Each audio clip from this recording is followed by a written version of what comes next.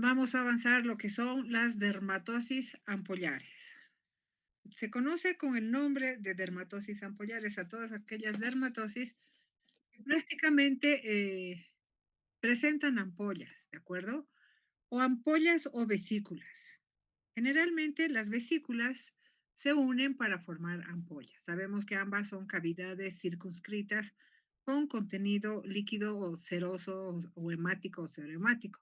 Las ampollas miden más de 0,5 o sea, milímetros y las vesículas menos de 0,5 milímetros. ¿De acuerdo? Obviamente, al decapitarse dejan o erosiones, escoriaciones o úlceras.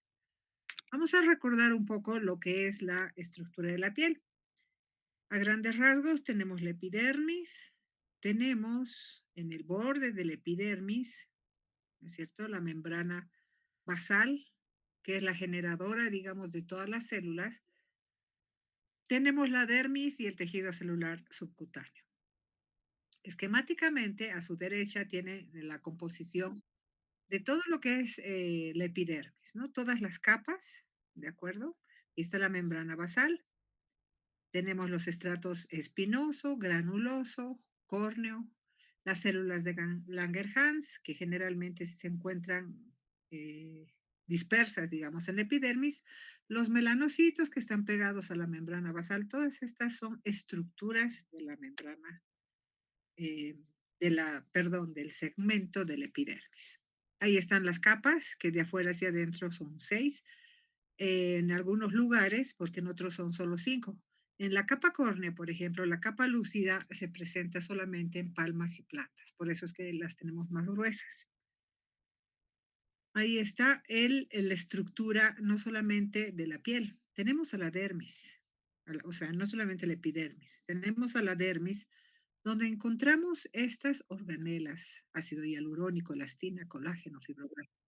Entonces, todas estas, esto entre paréntesis, todas esas propagandas que dicen, no, el ácido hialurónico va a hidratar completamente la piel, ¿dónde? Tiene que entrar, ingresar, ¿no es cierto? Hasta inclusive tejido celular subcutáneo. ¿Y quién logra ingresar, atravesar la epidermis hasta la dermis? Son los serums, por ejemplo. Las lociones se quedan en la epidermis. Las cremas en la capa más superficial de la epidermis. En cambio, por ejemplo, las espumas sí ingresan hasta el tejido celular subcutáneo.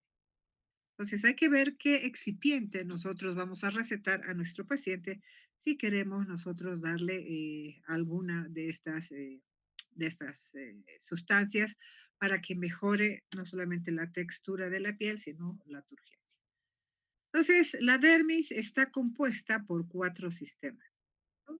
Normalmente. Tenemos dentro de las células los más importantes, estos 3. Tenemos a la matriz intracelular con fibras y sustancia fundamental, ¿no? Haciendo alusión a, a todo este segmento. Las ampollas. Una ampolla es una cavidad, dijimos, ¿no? Que puede ser circunscrita, obviamente, que puede ser subepidérmica, intraepidérmica o subepidérmica, ¿de acuerdo? Subdérmica, perdón. En los pénfigos la vamos a encontrar aquí, en los penfigoides la vamos a encontrar más abajo, ¿de acuerdo? Esto es importante. A la histopatología nosotros vamos a ver, en este caso es una ampolla intraepidérmica. Todo lo que está en rosa fuerte, fucsia, magenta, digamos, em, es el epidermis. Y aquí está la ampolla intraepidérmica correspondiente a un pénfigo. Secundaria, la dehiscencia, ¿no es cierto?, de las células. Ahí está esquemáticamente la ampolla intraepidérmica, característica de los pénfigos, y la ampolla subepidérmica, debajo de la epidermis, característica de los pénfigoides. Aquí vamos a tomar en cuenta 3 patologías, los pénfigos, los penfigoides y la dermatitis herpetiforme, como patologías no prevalentes, pero relativamente prevalentes que ustedes deben saber diferenciarlas. Tenemos ampollas tensas en los penfigoides. No se olviden que 2 vesículas se pueden unir para formar una ampolla. Aquí tenemos una ampolla tensa de los pénfigoides y las ampollas flácidas de los pénfigos. ¿Pueden coexistir ambos? Sí, pueden coexistir. Son casos raros, pero sí pueden hacerlo. ¿De acuerdo? En cambio, en la dermatitis herpetiforme, por ejemplo, tenemos las vesículas que van, digamos, apareciendo en el borde circinado de las manchas eritematosas. Miren, como un collar de perlas. Ojalá viéramos así a los pacientes. Obviamente van a ver que tienen algunas etapas desde eritematosa, urticariforme y luego vesiculosa o ampollar, pero no vienen así, vienen ya decapitadas, excoriadas. Entonces se forman grandes lesiones erosivo-costrosas periféricas. Fíjense el fondo. Esto diferencia la dermatitis herpetiforme de las tiñas, por ejemplo. En las tiñas nosotros tenemos piel sana, parecida a la que está en la periferia, pero acá no, aquí yo tengo eritema, tengo escama y muchas veces se unen todas las ampollas, ¿no es cierto? Y el paciente las excoria, o sea, las revienta prácticamente. Este es un pénfigo vulgar, que se inicia de igual manera con áreas eritematosas, igual que el pénfigoide, fíjense. Pero miren el tipo de ampolla. El tipo de ampolla en el pénfigo es flácida, en el pénfigoide es tensa, prácticamente se va a reventar. ¿Sí? Entonces, de todas estas tres enfermedades ampollares, en realidad de todas las enfermedades ampollares, la peor son los pénfigos, especialmente el pénfigo vulgar. Es la que tiene elevada mortalidad. ¿Cómo se forman las ampollas? Pueden ser por alteraciones estructurales congénitas, o sea, que tenga una genodermatosis, que tenga falta de alguno de los componentes de fijación, digamos, falta de midesmosomas o del cemento intraqueratinocítico, etcétera, y que ya nazcan con genes propios de enfermedades ampollares, como la epidermolisis ampollosa, por ejemplo.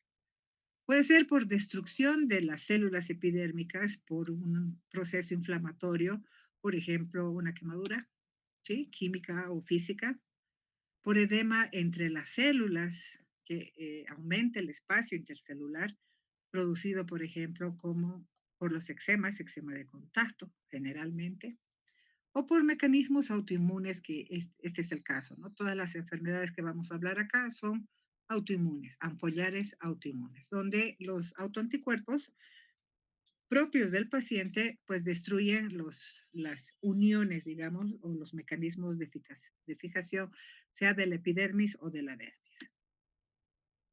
Entonces tenemos las ampollas y miren la cantidad de enfermedades que nosotros deberíamos saber todas y debemos hacer el diagnóstico diferencial con todas ellas. En este capítulo vamos a hablar solamente de las autoinmunes, pero fíjense que hasta las picaduras, la simiciasis nos puede traer, como hemos visto el día de ayer, vesículas o ampollas, ¿cierto? Miren los mecanismos de fijación, estos son los que, digamos, mantienen unida la piel, toda la piel. Tenemos dentro del epidermis varios tipos de fijación, igual que en la dermis, entre queratinocito y queratinocito. Esto es esquemático. Cada queratinocito saca su brazo, digamos. Este es un hemidesmosoma y otro hemidesmosoma. Juntos hacen un desmosoma completo.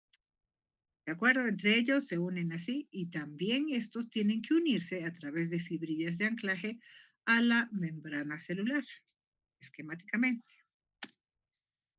Pero no solamente tenemos los hemidesmosomas y los desmosomas.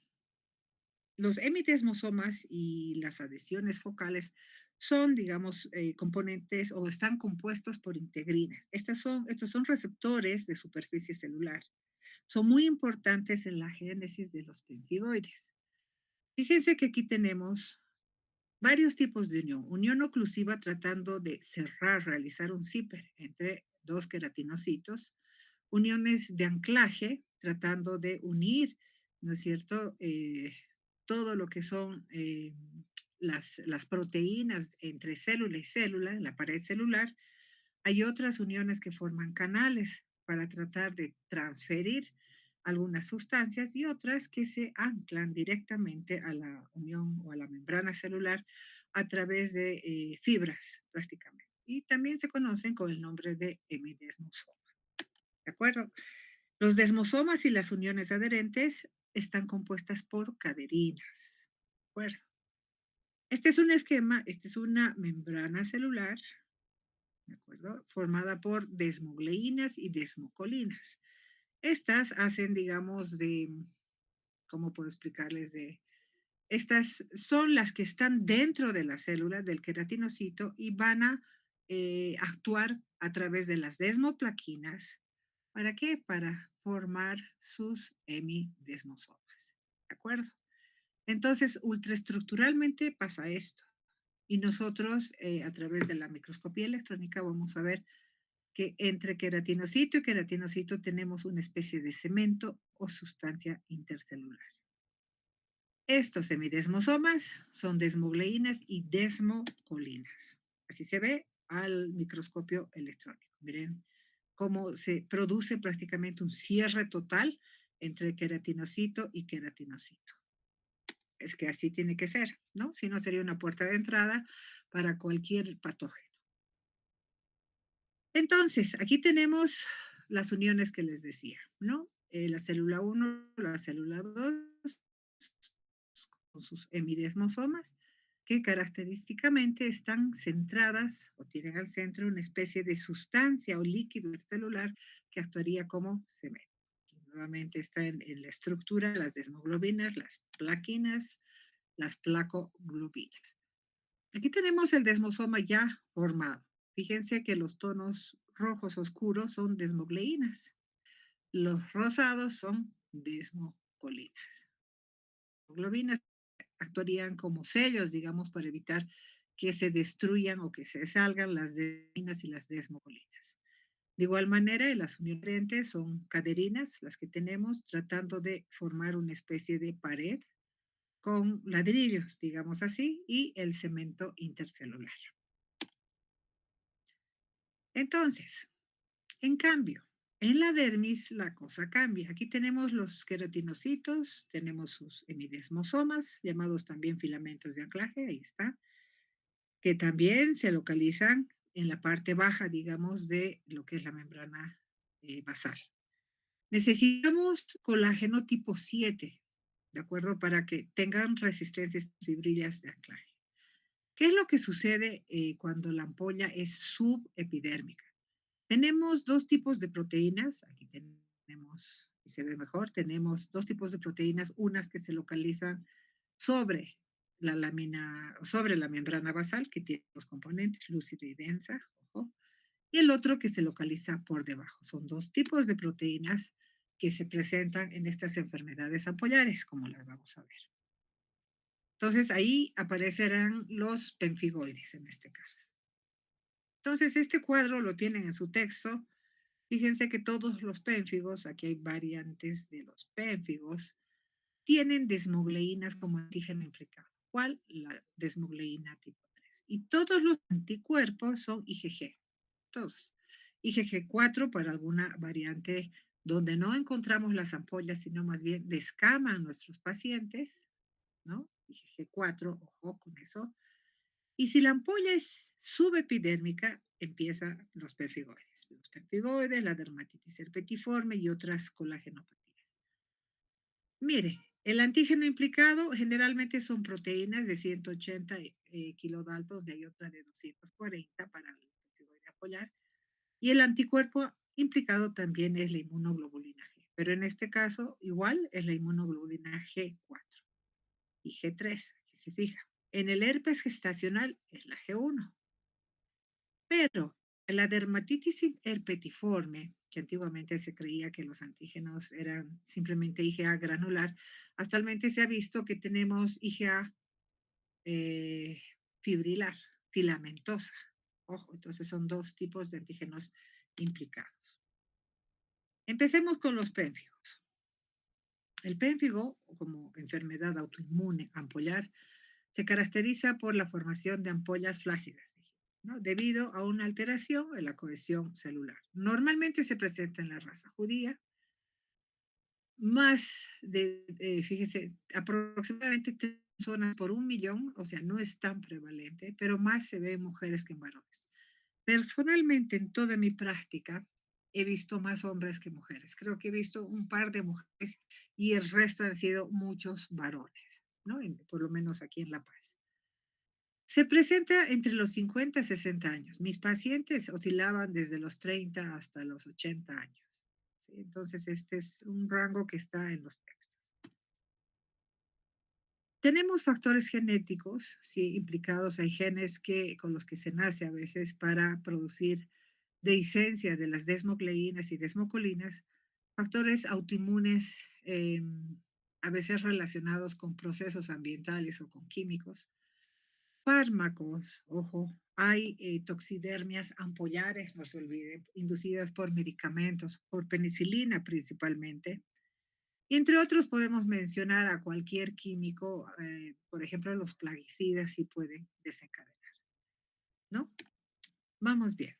Dentro de la inmunopatogenia, autoanticuerpos IgG, que destruyen los puentes intercelulares. Aquí tenemos dos queratinocitos, tenemos las desmogleínas, perdón, las desmocolinas en rojo y en verde las desmogleínas. Entonces tiene que haber un hemidesmosoma y otro para formar un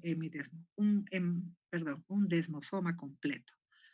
Y en el centro sí tiene que haber la sustancia intercelular o cemento. Entonces, ¿qué es lo que sucede? El organismo ve que como extraño, digamos, esta unión entre queratinocitos. Entonces, ¿qué es lo que sucede? La inmunoglobulina 1, IgG1, IgG4 van a ir prácticamente a activar el complemento, a avisar al complemento que hay células raras o uniones raras dentro del paciente y esto va a desencadenar liberación de proteasas. Estas enzimas van a destruir las desmogleínas y desmocolinas, produciendo ruptura de las uniones, produciendo apoptosis celular, acantólisis y muerte celular, ¿no es cierto? En ese caso. Entonces tenemos clásicamente estos tipos de pemphigo. La histopatología nos dirá es suprabasal o intraepidérmica la ampolla. Antígenos implicados en el pemphigo vulgar es el tipo 3. En el cutáneo mucoso es el 3 y el 1. Ojo. En el vegetante va el 1 y así sucesivamente. Cada tipo, digamos, de pérfido tiene su desmogleína antigénica específica. Todos son anticuerpos IgG. Y tenemos dos anticuerpos secretores cuando hay una variante, que son casos raros, el pérfido tipo IgA, por ejemplo, que está debajo de la capa córnea, la ampolla, y se llama también pustulosis subcórnea. Entonces tenemos cuatro formas clínicas grandes de pénfigo. Pénfigo vulgar, perdón, el pénfigo vegetante, con sus dos variantes, la localizada o Newman y la generalizada o tipo alopo. El pénfigo foliáceo, donde encontramos descamación, no encontramos ampollas, y el eritematoso seborreico, llamado también de Usher, es aquel que se confunde mucho con el lupus eritematoso sistémico por la fases que trae, ¿no? Entonces vamos en el pénfigo vulgar, nosotros dijimos ampollas intraepidérmicas suprabasales sobre la membrana eh, celular, membrana, perdón, productora de células nuevas, la membrana basal. Anticuerpos IgG contra la desmogleína, vuelvo a repetir, tipo 3. Es el más frecuente, 60% de los pacientes la tiene. Empieza con vesículas que se van agrandando, forman ampollas flácidas que se decapitan muy fácilmente y dejan lesiones erosivas. Tenemos dos formas clínicas, una mucocutánea y otra mucosa. Este es el más grave de los pénfigos. Mire, las ampollas, ¿de acuerdo? Obviamente totalmente dolorosas, se decapita y dejan así. Lesiones erosivo-ulcerosas, diseminadas a todas partes del cuerpo. Miren, adelante, atrás. Son pacientes que sufren mucho. Se producen también escamocostras. Estas son las famosas escamocostras. Lesiones costrosas, fíjense, pruriginosas y dolorosas posteriormente. Esta es una paciente que tiene un pénfigo vulgar, pero ni siquiera, o sea, es cutáneo solamente, pero es localizado. Esta es una variante muy rara. Esta paciente es actualmente ya tiene 70 años, ha sufrido 2 infartos de miocardio, entonces no pudimos iniciar nosotros prednisona, 1 miligramo por kilogramo peso, por aumentar la tensión arterial e inducir otro infarto, ¿no es cierto? Tiene bypass. Entonces lo que hicimos, eh, bueno, primero una biopsia, porque no puede existir un pénfigo vulgar localizado. En este caso sí nos dio la histopatología un pénfigo vulgar. Iniciamos tratamiento tópico con mucho cuidado. Hicimos también la interconsulta con cardiología para pedir permiso para utilizar, no teníamos otro inmunosupresor, es una paciente del Seguro Social de la Caja Nacional, y tuvimos que iniciar prednisona, pero nos dio dosis bajas el cardiólogo, 10 miligramos, mire, 10 miligramos día interdiario. Y la paciente prácticamente se cura con esa dosis, una dosis muy baja, porque se usa 1 miligramo por kilogramo peso día, ¿no? Entonces, imagínese con 10 miligramos simplemente casi nada, pues las lesiones curaban y volvían a aparecer cada 3, 4 o 6 meses, ¿no? Hasta ahora sigue con la reactivación clínica de la única lesión que tiene en cuero cabelludo. Normalmente estas lesiones se inician como manchas eritematosas, con prurito en un inicio, y empiezan a aparecer vesículas, se forman grandes ampollas flácidas. En este caso sí tenemos dos signos clínicos, seguramente están en diagnóstico, pero aquí les voy a explicar. El signo de Ashbow-Hansen es cuando ustedes colocan su dedo pulgar sobre la ampolla y sobresale el líquido, Ashbow-Hansen positivo. Y el signo de Nikolsky, que hay que hacerlo donde hay piel sana, no donde hay piel eritematosa o con ampollas. Ahí vamos a ver cómo se desprende, hacemos un poco de presión, cómo se desprende, como si estuviéramos pelando papa cocida, ¿no? Ese signo nos sirve para saber si ya podemos o no disminuir la corticoterapia sistémica que se le está dando de inicio, digamos, al paciente.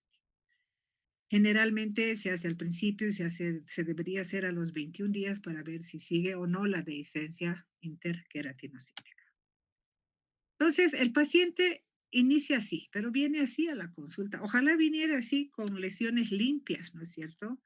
Viene con papel periódico pegado, con papel sábana, viene con hojas, etcétera. Entonces, además viene sobreinfectado. Ustedes saben que en todas las enfermedades ampollares hay que descartar cualquier foco infeccioso. Una, un pérfigo puede iniciarse simplemente con una conjuntivitis que no es tratada. Entonces hay que descartar cualquier foco infeccioso, especialmente si es producido por estafilococo o por estreptococo, ¿no? Porque son superantígenos. Entonces, las escamocostras van apareciendo a manera de costras, generalmente en zonas de apoyo, ¿no es cierto? En zonas flexoras. Fíjense, nosotros sacamos una y vamos a dejar erosiones, excoriaciones, no vale la pena tocarlas. Hay que hacer, vuelvo a repetir, el Nikolsky. Miren las lesiones en todos los pliegues. No solamente tienen ampollas, no solamente tienen sobreinfección bacteriana. Además, por la terapia instaurada pueden tener sobreinfección micótica. Entonces, sí o sí tenemos que tratar a nuestros pacientes, tanto la infección bacteriana y posteriormente, quizás cuando nuestro paciente esté mejor, ya por vía oral, la infección micótica. Lesiones en cuero cabelludo, simulando ser un pénfigo seborreico. Sí aparece, mire. Costras, escamocostras, ampollas decapitadas, muy dolorosas en todo lo que es el cuero cabelludo. No se olviden que el pénfigo prácticamente se generaliza, ¿no es cierto? Mire, las ampollas flácidas. Esta es una biopsia mal tomada, le tomaron del centro de la lesión. Cuando uno va a tomar una biopsia en un paciente con una enfermedad ampollar, por supuesto debe tomar del centro, el borde y la periferia, hacer un ojal. O sea, también tiene que llevar piel sana. ¿Podemos hacer un citodiagnóstico de sangre para ver células multinucleadas? Podemos, pero no vamos a ver células gigantes multinucleadas, porque eso nos daría la teoría de que es de origen viral, ¿cierto?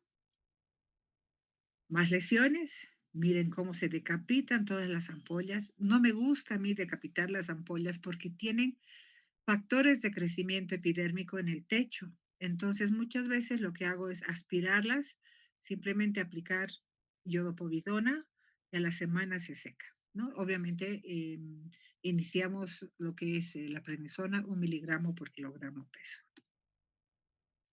Ahí está la paciente en otra de sus etapas.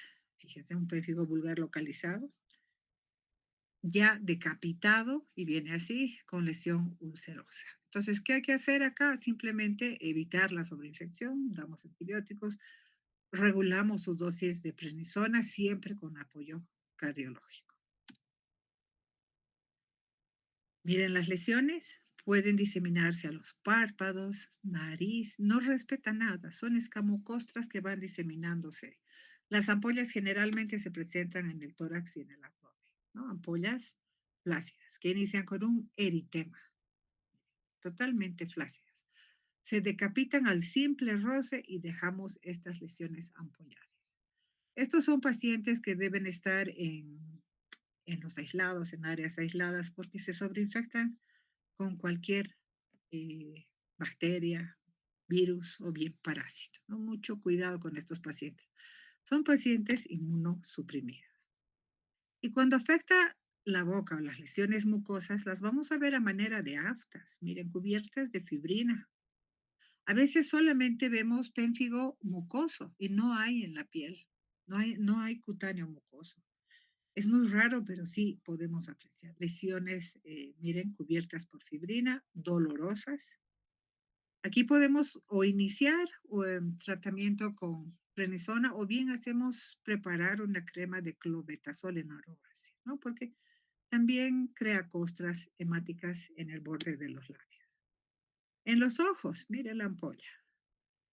No podemos perder la vista, ¿no es cierto? O hacer perder la vista a nuestro paciente, porque se puede quedar ciego por una ampolla, por las sinequias residuales que implica, digamos, la aparición de esta patología. Miren las lesiones en las encías, lesiones ampollares, igual en las encías. Hay que revisar piel y mucosas en estos pacientes de pérfido vulgar. La ampolla intraepidérmica, ¿de acuerdo? También puedo hacer, este es un sitio diagnóstico de sangre donde no hay células gigantes multinucleadas, por supuesto. Puedo realizar una biopsia donde me mostrará la ampolla intraepidérmica, pero también puedo llevar un pedazo de biopsia a realizar inmunofluorescencia directa. Y aquí tenemos el signo del panal de abejas, donde la fluoresceína prácticamente ha rodeado todos los queratinocitos que están con los autoanticuerpos. Entonces, fíjense, este es parte del pénfigo vulgar. Y aquí está la ampolla. Ya hay acantólisis. Aquí tenemos el signo de Nikolsky positivo, ¿no? En piel sana, donde se decapita, se esfacela la piel. Y el signo de Ashbow-Hansen, donde ajustamos la ampolla y vemos cómo sobresale la ampolla por los bordes. Ashbow-Hansen positivo. ¿De acuerdo? Y ampollas flácidas, así tal cual. Vamos a otro tipo de pénfigo, el pénfigo vegetante. Aquí tenemos lesiones erosivas y pustulosas. Este tipo de pénfigo afecta a los pliegues, grandes pliegues. Dos variantes, el tipo Neumann o localizado, limitado, y el tipo de Alopo, que es el diseminado. Aquí tenemos un pénfigo tipo Neumann. Empezó este paciente con lesiones ampollares, empezó con lesiones mucosas, miren las lesiones erosivo-ulcerosas, dolorosas, no podía ni comer el paciente, escamocostra, se hizo la biopsia y fue un pénfigo tipo Neumann. ¿De acuerdo? Y estamos hablando de pénfigo vegetante, tiene que vegetar. ¿Qué es? Vegetación, crecimiento exofítico hacia afuera. Entonces, este paciente empezó a realizar lesiones, digamos, en coliflor, con crecimiento hacia afuera, en todo lo que es la cara. Y se quedó ahí. Esto se trata igual con inmunosupresores. Y tuvimos 2 pacientes en los que el pénfigo vegetante localizado se convirtió en nado o tipo alopo, a manera de placas vegetantes, mire, generalmente localizadas o diseminadas a grandes pliegues. ¿De acuerdo? Son casos muy raros, pero hay que conocerlos. Miren acá, en los labios inferiores y prácticamente deforman la estructura del labio inferior. Otro tipo de pénfigo, el pénfigo foliáceo. Todo lo que es foliáceo significa descamación. Entonces, esta es la forma más superficial de los pénfigos, porque está en la parte más superficial del epidermis. Esta es, consideran una variante, es el pénfigo foliáceo, perdón, endémico o fuego salvaje. Es muy frecuente en el Brasil. Se inicia como manchas eritematosas, descamativas. Se le echa la culpa a la mosca negra. Hay una mosca negra en Brasil que según mencionan, altera todos los puentes, o sea, todos los semidesmosomas y hace que el paciente primero se enrojezca completamente, se vuelve una eritrodermia y empieza la descamación. Inicia generalmente con placas y bueno, se vuelve totalmente eritrodérmico. Miren cómo descama, ¿de acuerdo? No hay una sola ampolla visible. Dijimos que este es el pénfigo más superficial, ¿de acuerdo? Pero hay otra variante, el pénfigo seborreico o de Usher, donde sí nosotros debemos ver ampollas pequeñas, flácidas, prácticamente vesículas. Tenemos lesiones en alas de mariposa, faciales, lo que nos hace desviar, digamos, el diagnóstico hacia un lupus ampollar y placas eritemato descamativas generalmente en todas las áreas seborreicas. Mire, en la región medio torácica posterior tengo placas prácticamente ya son hiperpigmentadas, casi residuales, tienen escamocostras de este nivel y siempre se localizarán en áreas seborreicas, ¿no? Donde se localiza el acné prácticamente. Miren la facies en alas de mariposa, ¿de acuerdo? Eritema, escama y por supuesto tendrá ampollas o vesículas, mínimamente vesículas, aquí se ve. El pénfigo paraneoplásico. Este se localiza o se observa eh, asociado, digamos, a una neoplasia interna. Tiene que haber una neoplasia al mismo tiempo en que aparece el pénfigo, por eso es paraneoplásico. Esta es una paciente, por ejemplo, donde nos llamaron a oncología y vimos, miren estas ampollas gigantescas, flácidas, atípicas, porque no son tan grandes, diseminadas a todo el cuerpo. Una paciente con adenocarcinoma biliar, falleció la paciente, no sabemos si por el pénfigo o por los inmunosupresores que estaba recibiendo quimioterapias. Hizo un pénfigo mucoso además, muy doloroso. Las ampollas asentaban, si se fijan, sobre lesiones purpúricas y eran hemorrágicas en las piernas. Entonces, ojo con esto, cuando veamos situaciones donde no hay, digamos, material cristalino, hay sangre, y aquí no hay eritema, sino púrpura, ojo, vamos a ver un fenómeno vasculítico que esté provocando algo. En este caso fue la quimioterapia, ¿no? Y aquí se puede ver el adenocarcinoma de vías biliares. Es muy raro, no está descrita en la literatura. Los tumores que generalmente se presentan asociados al pénfigo paraneoplásico son estos que ustedes ven acá, 42% para los linfomas no Hodgkin, 29% para las leucemias, 10% para los tumores de Casterman. Miren que son tumores poco prevalentes. Y no existió, en esa época no existía y no existe hasta ahora, debería haberse escrito este caso porque este es un adenocarcinoma de vías biliares. La paciente, como les digo, falleció. Tenemos a veces que seguir los criterios para decir esto es paraneoplásico, ¿no? Léanlos, tenemos que tener lesiones polimorfas raras. Para nosotros ya ampollas hemorrágicas sobre lesiones purpúricas ya era raro. Presencia de acantólisis, bueno, histopatológicamente ampollas suprabasales, depósitos de inmunoglobulina G y de C3 en los espacios intercelulares, teníamos que haber hecho en inmunofluorescencia directa, ¿no es cierto? Anticuerpos circulantes, inmunoprecipitación de un complejo característico de polipéptidos que no se realiza en Bolivia.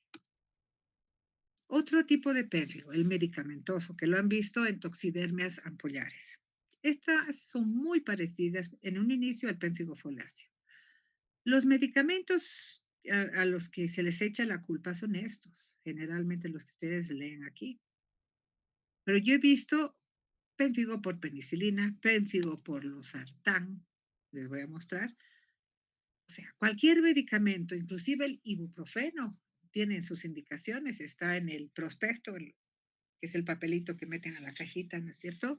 Está en el prospecto que puede inducir pénfigo en las personas de la tercera edad. Se inicia como lesiones eritematosas y se van haciendo ampollares, miren, ampollas ya decapitadas ahí, otras áreas descamativas en un inicio. Busquemos mucosas, no solamente nasal, veamos los ojos, oral, lingual, vamos a ver las ampollas, se comportan como un previo vulgar, ¿no? Esta paciente ingresó al hospital obrero con un pénfigo, no, con una, como una toxidermia. El antecedente era la ingesta de losartán para su hipertensión arterial.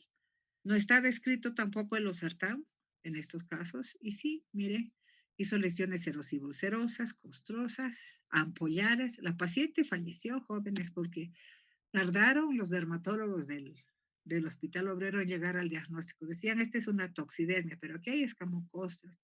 ¿Dónde están las ampollas? Estaban aquí en la boca las ampollas, ¿no? La paciente falleció, se deshidrató, hizo desequilibrio hidroelectrolítico y fallo cardíaco, ¿no?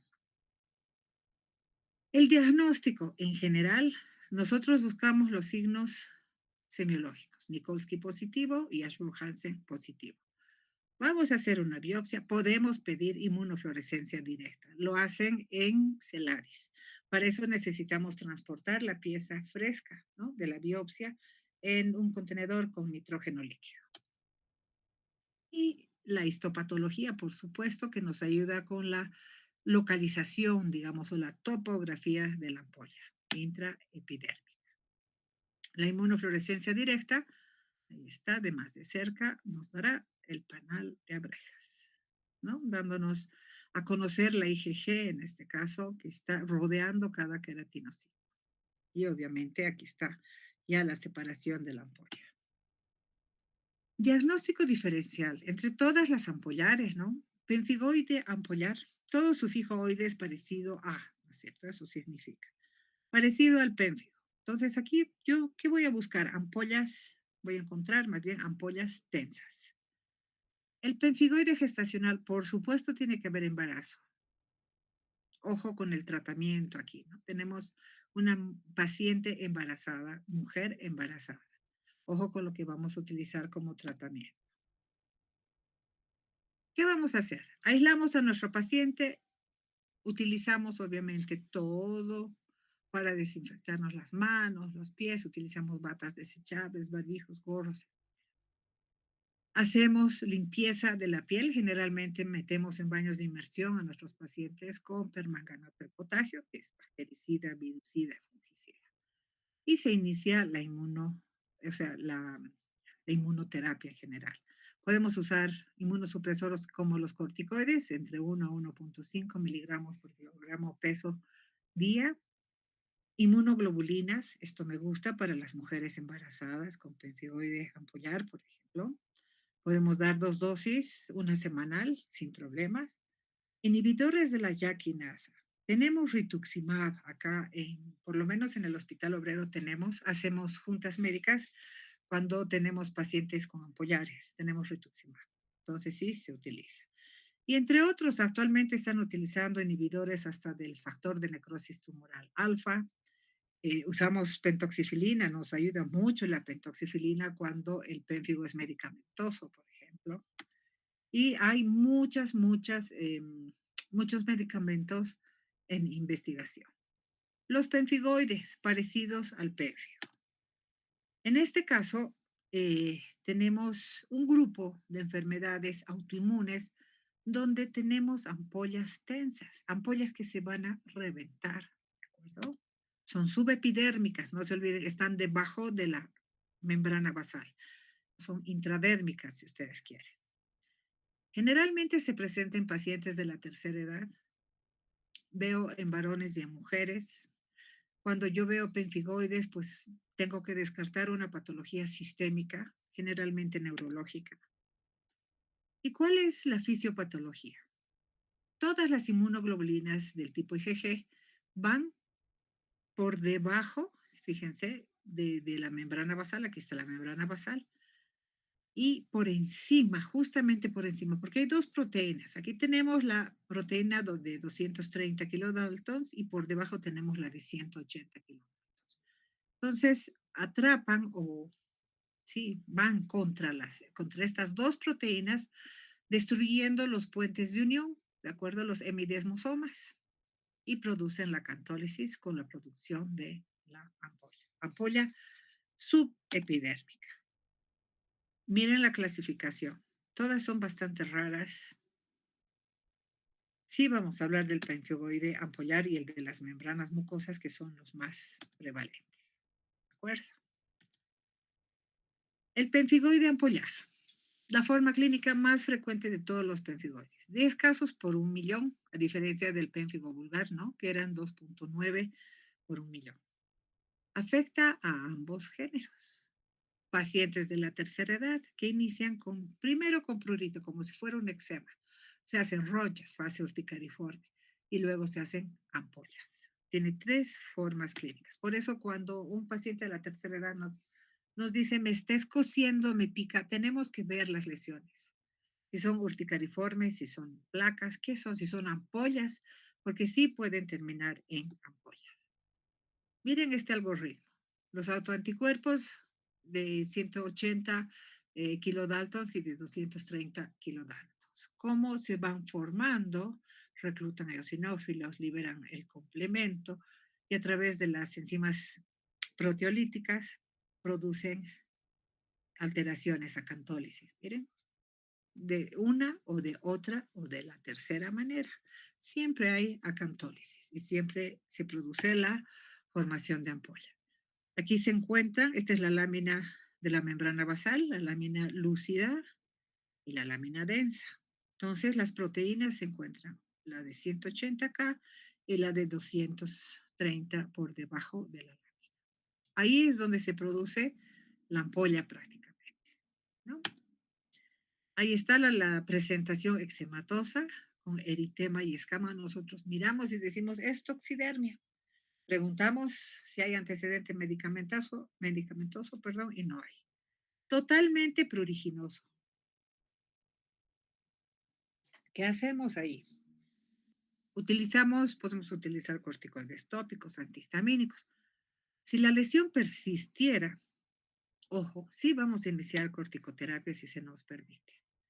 A la semana más o menos empiezan a aparecer, a elevarse las manchas planas eritematosas, se vuelven ronchas y es la fase urticarial.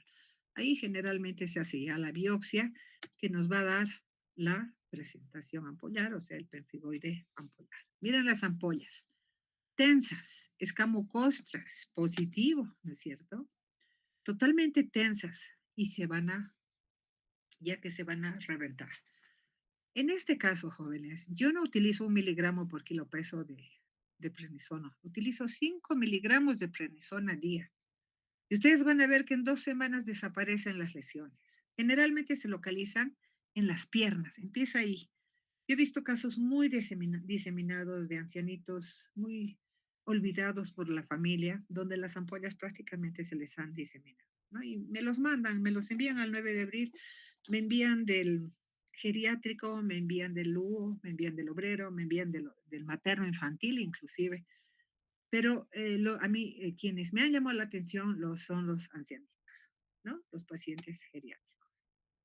Creo que no está tenía una paciente que estaba ampollada así con ampollas tensas, todo el cuerpo y le dolían. Por supuesto que duelen las ampollas porque están llenas de líquido que presiona. Entonces, lo que hicimos con el médico de guardia de emergencias esa tarde fue drenar ampolla por ampolla, una por una, así, drenando con una jeringa de insulina de la parte más distal, sin necesidad de decapitarlas.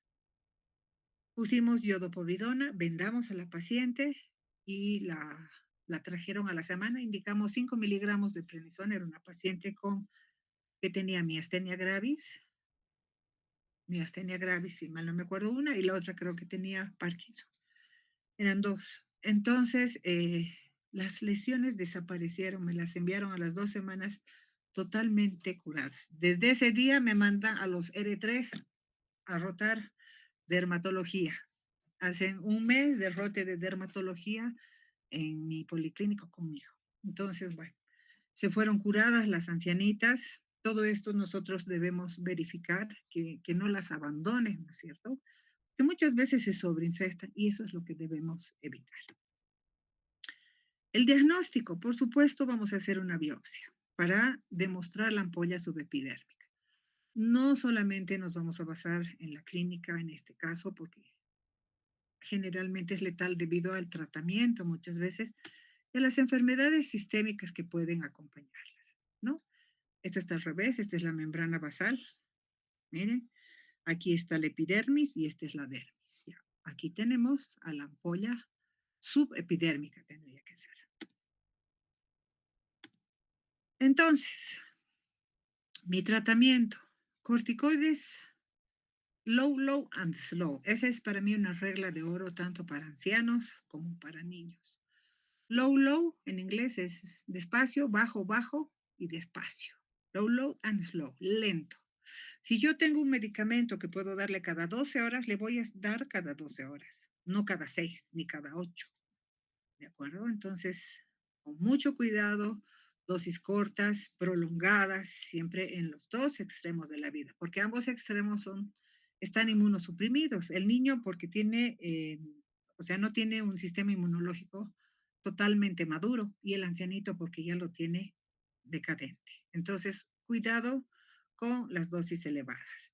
Igual los otros inmunosupresores, puedo utilizar micofenolato de mofetil puedo utilizar, no sé, hasta metotrexato, lo que tenga a mano, azacitidina. Anticuerpos monoclonales, podemos utilizar el rituximab, pero tiene muchos efectos eh, colaterales, ¿no es cierto? Inmunoglobulinas podríamos usar, igual que para el PEP. Prefiero dosis bajas de prednisona, 5 miligramos, y van a ver cómo mejora. Y la otra patología parecida al pénfigo, dentro de los pénfigoides, es el de las mucosas. Miren en el ojo, pueden aparecer lesiones ampollares dentro de la conjuntiva tarsal y vulvar. Muy poco frecuente. Generalmente se tiene 90% como ampollas intraorales afectando cualquier mucosa. 40% en el ojo. Esto es un problema porque deja sinequias, cicatrices. Aquí está mi perro otra vez. Van a disculpar. Aquí está, pasa conmigo clases. Bueno, tenemos sinequias. Miren cómo jala inclusive la niña de los ojos y puede producir alteraciones, ¿no es cierto?, en la visión. En las mucosas, igual que en el pénfigo, encontramos las flictenas, bulas o ampollas, ¿no? Ahí están, cubiertas por fibrina. Dolorosas totalmente. Hay una variante que se localiza, es muy localizada. Esa paciente del policlínico en la que teníamos un pénfigo vulgar localizado, hemos pensado que era un pénfigoide y su variante de PER, pero no. La histopatología, la inmunofluorescencia directa, nos dio un pénfigo. 40% de los pacientes lo hacen y siempre en áreas pilosas. El diagnóstico el mismo, miren, ampolla subepidérmica, y aquí está la inmunofluorescencia, aquí está la membrana basal famosa y la inmunofluorescencia directa con fluoresceína. Aquí con rojo Congo, ¿no es cierto? ¿Dónde están las ampollas? Aquí, subepidérmicas. Ahí están los espacios. ¿De acuerdo? Y esta es la membrana basal y esta es la epidermis. Tratamiento. Miren lo que se puede ofrecer a un paciente con pemfigoide. desde la diaminodifenilsulfona, la dapsona, hasta, ¿qué les digo?, ciclofosfamida. Cualquier inmunosupresor sirve, pero no se olviden que son pacientes de la tercera edad. Entonces inicien con 5 miligramos de prednisona. Si es que no hay alguna otra contraindicación, como por ejemplo lo es, ¿no es cierto? Quiero ver, está bien. Como lo es la hipertensión arterial, por ejemplo. Y la última, la dermatitis herpetiforme. Aquí yo tengo, ¿por qué es herpetiforme? Porque se parece al herpes, porque son vesículas, ¿de acuerdo? Se llama también enfermedad de Dury. Se dice, mire, 90% de estos pacientes tienen enteropatía, pero de estos solamente son celíacos 20%. O sea, no todos son celíacos. No todos tienen intolerancia al gluten. 90% sí, pero de esos solo 20% enferma. Hacen la verdadera celiaquía, se dice, ¿no es cierto? Predomina a los 40 años. Hay niños que tienen enfermedad celíaca. Más frecuente en hombres que en mujeres. Obviamente hay genes específicos para esto. Se inicia como lesiones circinadas, como si fuera una tiña corporis, con vesículas periféricas. Las vesículas se decapitan, muy pruriginosas. Estos son pacientes que hasta que se determine la enfermedad celíaca empiezan con diarreas y diarreas y diarreas. ¿Por qué? Ellos ingieren carbohidratos y los carbohidratos directamente van a ir a realizar un aplanamiento de las células del lumen intestinal. No se olviden que tenemos ahí transglutaminasa A dentro del intestino y en la piel tenemos transglutaminasa B. Y esos son, digamos, los dos antígenos, llamémoslo así, no, en este caso anticuerpos, ¿no es cierto? Que deberíamos nosotros determinar a través de pruebas de sangre, ¿de acuerdo?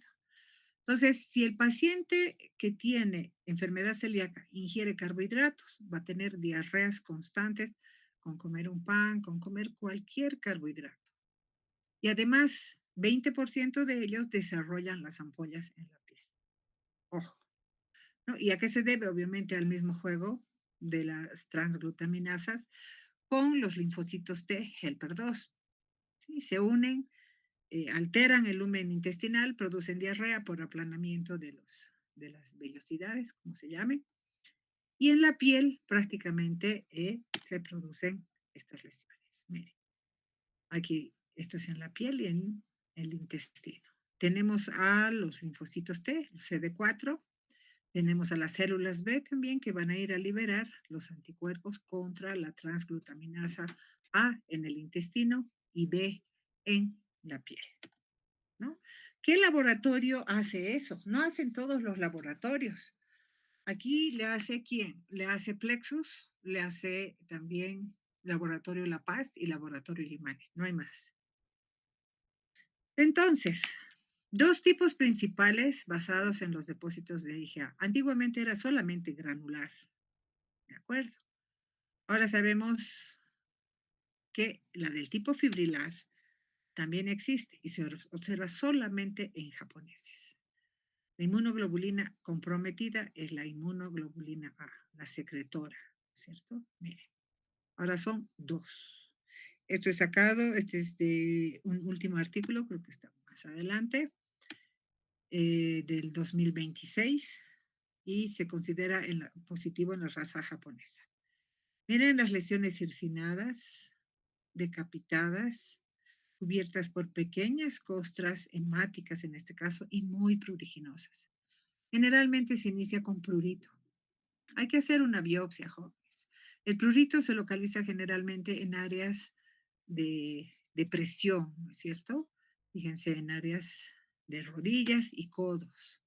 En los niños se disemina, miren, son pequeñas vesículas agrupadas que pueden formar grandes ampollas, totalmente eritematosas. Miren, en la región glútea pica, ustedes dicen, no, esto es una sarcoptosis. Ustedes le preguntan, ¿a qué hora le pica? Todo el día. Entonces, no es una sarcoptosis, tiene que ser una dermatitis herpetiforme en este caso, ¿no? Porque no le pica de noche. La sarcoptosis y los linfomas, vuelvo a repetir, solamente tienen prurito nocturno. Miren en las rodillas, en su fase eritematosa se está organizando la dermatitis herpetiforme, aquí la tenemos organizada ya, excoriada por el prurito que les produce. Es un prurito insoportable. Esto se trata con sulfona, jóvenes, diaminodifenilsulfonas. Miren en las palmas, las vesículas, miren en los labios inclusive. Ustedes saben que las sulfonas se utilizan en el tratamiento de la lepra, de lepromatosa. Y en el único lugar donde le pueden obsequiar, brindar, digamos, las sulfonas es el Ministerio de Salud. Fuimos al programa de lepra. Yo tengo 3 pacientes con dermatitis septicemia, 2 mujeres y un varón. Estos pacientes fueron al programa de lepra para que por favor les proporcionen, se fueron con el estudio histopatológico. Hicimos la solicitud por escrito de director a director. Nada, nos dijeron, ustedes tienen que llenar, nosotros les damos encantados, pero ustedes tienen que llenar la ficha epidemiológica como si fuera un caso positivo de lepra. O sea, no se puede hacer eso, ¿no es cierto? Primero que yo voy a sesgar la estadística del país diciendo esto es lepra. Segundo, ¿qué van a pensar hasta el mismo paciente? No se puede hacer eso, jóvenes. Lo que hicimos fue buscar farmacias artesanales. Hay algunas que sí realizan las cápsulas de Dapsona de 100, de 50 y de 200 miligramos. Y bueno, la paciente tuvo que comprarlas. Y es así como se debe proceder. No podemos nosotros desviar la estadística boliviana, decir, hay más casos de lepra. No, si no es lepra. Y este es un medicamento que es subvencionado por la OPS. Fuimos a la OPS y dijeron que solamente traían para lepra y no se podía dar para otra patología, ¿no? Y es el medicamento de elección para nuestros pacientes. Miren los trastornos que debemos buscar sistémicos, que prácticamente son los mismos para el pemfigoide. Enfermedades autoinmunes, miren, tiroides, tenemos Addison, alopecia areata, sarcoidosis, lupus, vitíligo, etcétera. Siempre hay que buscar en las ampollares, por lo menos en el pemfigoide y en la dermatitis herpetiforme, una enfermedad sistémica. Para el diagnóstico yo voy a pedir los anticuerpos, la transglutaminasa A y B. Es un examen de sangre sencillo, tal vez es mucho más caro que el resto porque son anticuerpos específicos, ¿es cierto? No anticuerpos, perdón, antígenos específicos. Y tenemos aquí la biopsia, la ampolla o vesícula en este caso, subepidérmica, de igual manera acá, y aquí tenemos un patrón fibrilar en las crestas, miren, de un japonés. Y el patrón granular lo vemos acá a manera de puntitos, diferentes, ¿no es cierto? El fibrilar y el granular, la inmunofluorescencia directa. Diagnóstico diferencial, la primera, la simiciasis o prurigo por picadura, la sarcoptosis, el prurito, pemfigoide ampollar, tipo de ampollas, ¿de acuerdo? Y el tratamiento, obviamente, va la dieta libre de gluten. Hay muchos alimentos que dicen apta para celíacos. Eso sí pueden ingerir nuestros pacientes. Iniciamos generalmente con 200 miligramos al día durante el primer mes. El segundo mes, si hay mejoría lesional, disminuimos a 100 y mantenemos durante 6 meses y luego suspendemos. Y la dosis en niños, ustedes pueden ver de 25 y 50, las preparan las farmacias artesanales, las grandes farmacias artesanales, y ha sido prácticamente una luz en la oscuridad, digamos, de estos pacientes con esta enfermedad ampolar. Otras opciones que no hay en Bolivia, la sulfapiridina y la sulfametoxipiridacina, ¿no? Muy bien, muchachos, hemos terminado. No sé si tienen alguna pregunta.